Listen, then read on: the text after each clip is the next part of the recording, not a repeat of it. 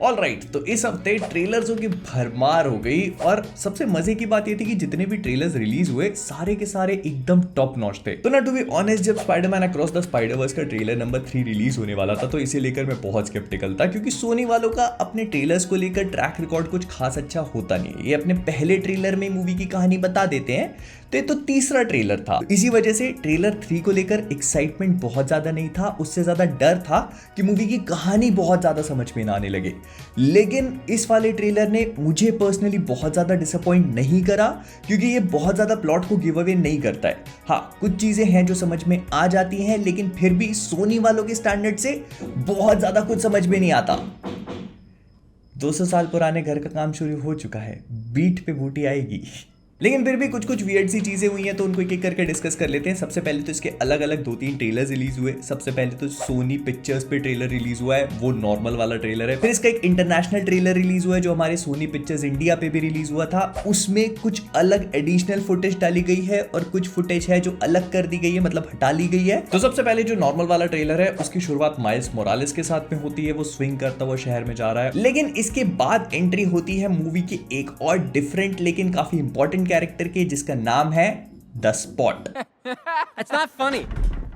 तो सिंस अब नया कॉमिक बुक कैरेक्टर आया है जिसके बारे में कम लोग जानते हैं, तो आपको पता है कि मैं क्या करता हूं। तो वही जो होता है स्टैंडर्ड काम। अरे क्या फीलिंग। तो बेसिकली स्पॉट मार्वल कॉमिक्स में एग्जिस्ट करने वाला एक साइंटिस्ट है जिसका असली नाम डॉक्टर जोनाथन ऑन था। ये और कुछ नहीं बल्कि हमारे विल्सन फिस्क मतलब किंग पिन के लिए रेडिएशन टेक्नोलॉजी पे काम कर रहे होते हैं और उसके चलते पोर्टल बना लेते हैं। अब उस पोर्टल को खत्म ना हो इसीलिए खुद उसके अंदर घुस जाते हैं और जब बाहर निकलते हैं तो इनके शरीर पे मल्टीपल पोर्टल्स बन जाते हैं और इस तरह लेडीज एंड जेंटलमैन जन्म होता है द स्पॉट का। अब इसके बाद शक्ति ये होती है कि जिसके शरीर पे जो अलग अलग काले काले धब्बे होते हैं ना, ये बेसिकली अपने आप में पोर्टल्स होते हैं। एंड छोटे मोटे पोर्टल्स नहीं, portals to other dimensions. And ये कहीं पे भी पोर्टल जनरेट कर सकता है जिनको स्पॉट कहा जाता है, और जो इसका डायमेंशन है जहां पर ये लोगों को भेज दिया करता है उसको स्पॉटेड डायमेंशन कहा जाता है। ये जनरली स्पाइडरमैन का विलन है लेकिन डिफेंडर्स का भी बन जाता है, और वैसे तो है नहीं, लेकिन अगर इसकी पावर्स को देखा जाए तो ये बहुत ही खतरनाक विलन बन जाता है। स्पाइडरमैन के लिए इसने बहुत बड़े बड़े कांड कर रखे हैं, क्योंकि ये स्पॉटेड डायमेंशन में मैरी जेन वॉटसन को भेज चुका है और फिर स्पाइडरमैन उसको ढूंढते रह गया था। तो मतलब अगर आप टेक्निकली सोच के देखो तो एक ऐसा बंदा जिसके पास पोर्टल क्रिएट करने की पावर्स है, जो अपने खुद के डायमेंशन को पोजेस करता है, वो ऑन पेपर बहुत ही खतरनाक विलन हो सकता है, लेकिन उसको कभी कॉमिक बुक्स में इतना खतरनाक बनाया नहीं गया। एंड मुझे ऐसा लगता है कि स्पाइडरमैन अक्रॉस द स्पाइडरवर्स इसको ट्रेलर में नहीं दिखा रहा है, बट मूवी में इसका रोल काफी बड़ा एक्चुअली हो सकता है। बट इस ट्रेलर की स्टार्टिंग में जब हम इसको माइल्स के सामने अपीयर होता हुआ देखते हैं तब इसका अपनी पावर्स पे कंट्रोल है नहीं, क्योंकि लिटरली अपने पेट से ब्रेड गिरा रहा है भाई। लेकिन इसके बाद हमें काफी इंटरेस्टिंग सा सीन देखने को मिलता है जहां पर माइल्स की उसके मॉम एंड डैड के साथ बॉन्डिंग होती है, क्योंकि उसकी गाइडेंस काउंसलर जो है वो उन दोनों को बुलाती है और फिर उनको बताती है कि भाई आपके लौंडे के सब में A+ आए लेकिन स्पेनिश में B है। और ये देखकर उसकी मॉम बिल्कुल भी खुश नहीं होती, वो चुटकी बजाती है तो पोर्टोरिकन फ्लैग अपीयर होता है। ये देखकर मुझे लगा कि भाई बहुत ही बेहतरीन तरीके का एनिमेशन है and creativity level is like out of this world, क्योंकि जहां पर भी एक्शन वगैरह की बात आ जाती है तो वहां पे फैमिली बॉन्डिंग थोड़ी सी सैक्रिफाइस होने लगती है। बट आई फील कि माइल्स की फैमिली, उसके मॉम एंड डैड हमेशा से उसकी कहानी का एक बहुत इंपॉर्टेंट पार्ट रहे हैं और ये मूवी उस चीज को अभी भी गिव अप नहीं करने वाली है। इसके बाद ट्रेलर के बाकी शॉट्स वही हैं जो हम पुराने ट्रेलर्स में भी देख चुके हैं। माइल्स अपने बिस्तर पे नंगा लेटा हुआ है, तभी अनजान लड़की उसके कमरे में आती है और उसके सपने पूरे हों, लेकिन पता लगता है कि ग्वेन है उसके बचपन का प्यार, और माइल्स भाई कॉन्शियस हो जाता है और फिर उसको लेके जाती है मल्टीवर्स के पोर्टल्स के थ्रू, जो हम देखते हैं कि हेक्सागोनल है। WandaVision होता तो दिमाग की दूसरी खिड़कियां खुल जाती, लेकिन छोड़ो, जाने दो।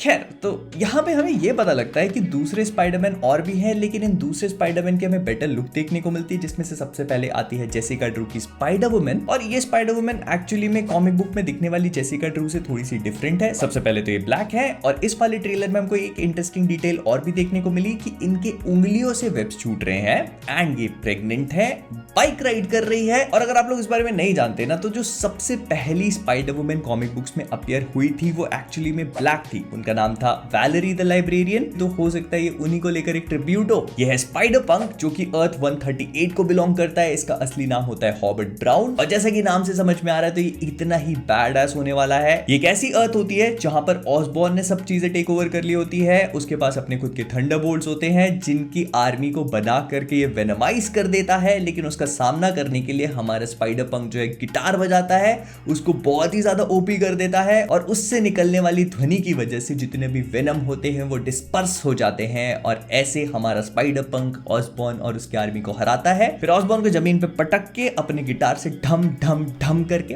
पेल देता है। एंड इस पूरी सीक्वेंस में अगर आप ध्यान से नोटिस करोगे तो जब भी वो अपनी स्ट्रिंग को प्ले करता है तो ऐसे वाइब्रेशंस निकलते हैं और पूरी की पूरी फ्रेम हिल जाती है। ये गजब का आर्टवर्क है। लेकिन इसके बाद एंट्री होती है हमारी फेवरेट स्पाइडरमैन इंडिया पवित्र प्रभाकर की। और अगर आप लोगों ने कॉमिक बुक्स में स्पाइडरमैन इंडिया देखा है तो ये उससे बहुत ही ज्यादा अलग है।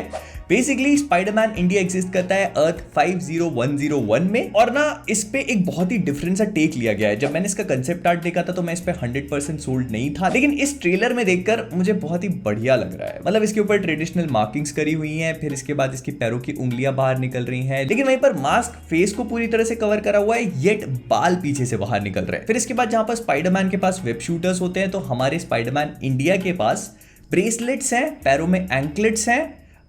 Stylish, modern yet traditional. I kind of like it. और ऐसा हो सकता है कि इसके एंकलेट्स और ब्रेसलेट्स इसके ओरिजिन के पीछे भी रिस्पॉन्सिबल हो, बात करेंगे उस पे भी। और हाँ, अगर आप लोग सोच रहे हैं तो ये जो पूरी की पूरी सिटी है जहां पर ये लोग घूम रहे हैं वो मुंबई टन है, जहां पर हमारा स्पाइडरमैन इंडिया ऑपरेट करता है। एंड मुंबई टन का पूरा आर्टवर्क बहुत ही ज्यादा गॉर्जियस है क्योंकि यहाँ पर बिल्डिंगें बहुत बड़ी बड़ी हैं, गाड़ियां चल रही हैं, ऑटो चल रहे हैं, चैचे पैपे हो रही है, चीजें हिंदी में लिखी हुई है, इंग्लिश में लिखी हुई है। जैसे कहीं पे थम्स अप जैसे किसी ड्रिंक का ऐड हो रहा है तो वहां पे लिखा हुआ है टेस्ट द लाइटनिंग, या फिर कहीं पे लिखा है सीक्रेट वॉर्स तो इसको आप सीक्रेट गेम्स या फिर सीक्रेट वॉर्स या फिर महाभारत कुछ भी समझ सकते हो। या फिर कहीं पे लिखा है कंठ की मतलब क्वांटम फिजिक्स तो कहीं पे लिखा है नेहा। लेकिन इसके बाद हमें एक और इंटरेस्टिंग चीज पता चलती है कि जितने भी स्पाइडरमैन हैं और इस स्पाइडरवर्स के बीच वाली जो जगह है इसको लॉबी का नाम दिया गया है, जहां पर स्पाइडरमैन 2099 मिगेल ओहारा सारे के सारे स्पाइडरमैन को लेकर आया हुआ है। अब इस लॉबी में हमें और भी कई सारे अलग अलग स्पाइडरमैन देखने को मिलते हैं, लेकिन मैं अपने पुराने वाले ब्रेकडाउन में बहुत सारे स्पाइडरमैन बता चुका हूं लिटरली, तो फिर से वही सारे स्पाइडरमैन यहाँ पे मेंशन नहीं करूंगा। अगर आप लोग जानना चाहते हैं कि कौन कौन से स्पाइडरमैन हैं तो मेरा वो पुराना वाला ब्रेकडाउन जाके देख सकते हो, लिंक ऊपर फ्लैश हो रही होगी,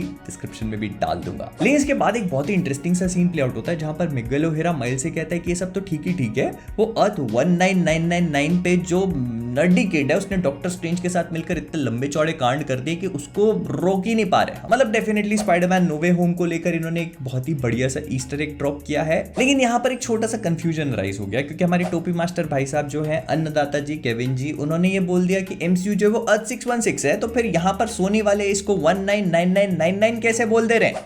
तो जहां तक मुझे लगता है तो सोनी वालों की कोई गलती नहीं है। उन्होंने क्या किया था कि जो पहली वाली स्पाइडरमैन इनटू द स्पाइडरवर्स आई थी उसमें उन्होंने पीटर बी पार्कर जो था उसको अर्थ 616 का बता दिया था। तो अगर इस लॉजिक से देखा जाएगा तो फिर पीटर बी पार्कर जो है वो टॉम हॉलैंड वाली अर्थ पे होना चाहिए टेक्निकली। तो इसी वजह से कंफ्यूजन को क्लियर करने के लिए उन्होंने उस चीज को ऐसा नंबर देने का फैसला किया और इसको 616, मतलब इसी वजह से सोनी वालों ने उसको अलग नंबर दिया है, केविन जी ने उसको अलग नंबर दिया है। ये सब आपस की भसड़, और क्या ही फर्क पड़ता है ना, नंबर तो बस एक नंबर है। कॉमिक बुक्स जो छाप रहे हैं वो अपने मार्वल यूनिवर्स को 616 बोलते हैं, एमसीयू वाले अपने यूनिवर्स को 616 बोलते हैं, हम जिस यूनिवर्स में रह रहे हैं उसको 69 बोल देते, क्या फर्क पड़ता है। लेकिन फिर एंट्री होती है पीटर बी पार्कर की, जिनकी एक छोटी सी बच्ची हो चुकी है, बहुत ही क्यूट सी, और हमें पता लगता है उसका नाम मेडे पार्कर है जो कॉमिक बुक्स में भी होती है। तो ये वही बेटी है, इसके पास भी वही स्पाइडर पावर्स है भाई, ऑर्गेनिक वेबिंग है लड़की के पास। लेकिन यहां से मिगेल कहता है कि बहुत हो गया, अब मैं टेक ओवर करूंगा। वो पूरा का पूरा हालात जज्बात सब कुछ बदल देता है और उसके पास तक कोई ना कोई रीजनिंग है। वो सारे के सारे स्पाइडरमैन को इकट्ठा कर रहा है और बोल रहा है कि जितने भी स्पाइडरमैन है वही सब फसाद की जड़, और उनको बोल रहा है कि बेन पार्कर अगर नहीं होता तो ये सारे के सारे स्पाइडरमैन एग्जिस्ट ही नहीं करते। वो सब के सब आज यहाँ पर मौजूद है, उसका रीजन है बेन पार्कर। और अगर आप इस बैकग्राउंड को नोटिस करोगे तो यहाँ पे जितने भी स्पाइडरमैन है वो जमीन पे लोट लगा रहे हैं, उनकी बहुत बुरी हालत हो चुकी है। एंड फिर मिगवेल माइल्स को चेस करना शुरू कर देता है और क्या चल रहा है इसके बाद, और ना हम इनको एक अलग सी फ्यूचरिस्टिक सिटी में लड़ाई करता हुआ देखते हैं जहां पर स्पाइडरमैन 2099 उसको गाड़ी के ऊपर से पटकता जा रहा है और फिर माइल्स उसको फाइनली बोलता है कि नहीं, मैं तेरी बात नहीं सुनूंगा, मेरा अपना पाथ है, जो मुझे करना है मैं वो करूंगा। लिटरली गूज बम्स वाला मोमेंट था और एकदम ऐसे लाइटनिंग टाइप का इफेक्ट आता है भाई। क्या मैंने मेंशन किया कि इस मूवी के विजुअल्स एंड एनिमेशन स्टाइल इतना ज्यादा गॉर्जियस है और उसके बैकग्राउंड में वही व्हाट्सअप डेंजर वाला म्यूजिक बज रहा है भाई यार। This was so good, this was so damn good. फिर उसके बाद सब चीजें डार्क हो जाती है। मिगुएल ओहेरा अपने रेडियो पे एक मैसेज भेजता है कि माइल्स मोरालेस अपनी सुनने नहीं वाला है, उसको पकड़ो। और हम एक पोर्टल को खोलता हुआ देखते हैं जिसमें से जेसिका ड्रू की स्पाइडर वुमन निकलती है और उसके साथ में निकलता है स्कारलेट स्पाइडर। अगर आप लोग नहीं जानते तो बेसिकली स्कारलेट स्पाइडर स्पाइडरमैन का एक ऑल्टरनेट वर्जन नहीं है, ये बेसिकली क्लोन सागा जो कॉमिक बुक्स में बहुत ही इनफेमस थी उसमें से निकलने वाला स्पाइडरमैन मतलब हमारे पीटर पार्कर का एक और क्लोन है। क्योंकि ये पीटर पार्कर की अपनी लाइफ होती है तो एक पीटर पार्कर नहीं बन सकता, तो इसीलिए अपना नाम बेन राइली रख लेता है, लेकिन है ये पीटर पार्कर ही। तो ये स्कारलेट स्पाइडर बनता है, तो हमें इस मूवी में यही दिखने वाला है। और जहां तक है तो ये इसको एक अलग यूनिवर्स का दिखाएंगे क्योंकि इसके अगले ही शॉट में हम बेन राइली का यूनिवर्स देखते हैं which is so freaking gorgeous. इसको देख के ऐसा लग रहा है कि कॉमिक बुक पैनल का यूनिवर्स है भाई, मतलब मैं इसमें जाकर रह सकता हूं, आई कैन एग्जिस्ट देयर। लेकिन उसके बाद आता है एक बहुत ही बढ़िया सा scene which I was not at all expecting, क्योंकि मिगुएल ओहेरा के मैसेज को सुनने के बाद कई सारे स्पाइडरमैन लॉबी में खड़े होते हैं, वो जो जगह थी, तो इन लोगों ने बेसिकली वो 1000 लाख करोड़ स्पाइडरमैन को लेकर वो स्पाइडरमैन पॉइंटिंग मीम बना दिया है।